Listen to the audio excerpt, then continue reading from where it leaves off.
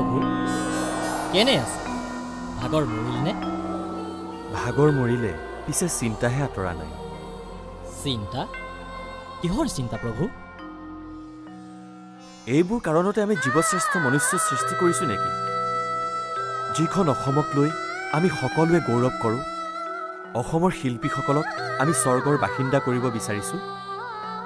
এইখন অসমত সংস্কৃতিৰ বেপাৰ প্ৰভু নহ'লে এটা কামকে কৰোঁ নেকি গোটেই অসমখনকে ধ্বংস কৰি দিওঁ নালাগে তুমি কষ্ট কৰিব নালাগে ইহঁতৰ এনেও বেছি দিন নাই অসমৰ চিনাকি লাহে লাহে নাইকিয়া হৈ আহি আছে কিছুদিনৰ পাছত অসম গুচি আন নাম হ'ব বিহুৰ ঠাইত আন বিজতৰীয়া অপসংস্কৃতিয়ে ঠাই ল'ব বিহুৰ ধুতিৰ ঠাইত লুঙি পিন্ধিব হয় প্ৰভু তেনেদিনলৈ বেছি দিন নাই যেন লাগিছে অসমলৈ আকৌ শংকৰ মাধৱক পঠিওৱাৰ সময় আহি গৈছে ভোলানাথ পিছে প্ৰভু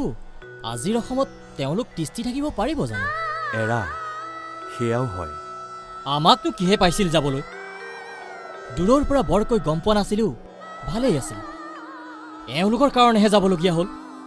কথাতে কয় বোলে মাইকী মানুহৰ কথা শুনিব নাপায়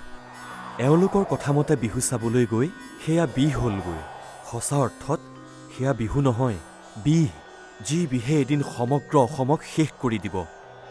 যি বিহ পান কৰি এজন নহয় সহস্ৰ সহস্ৰজন ভোলানাথ নীলকণ্ঠ হ'ব লাগিব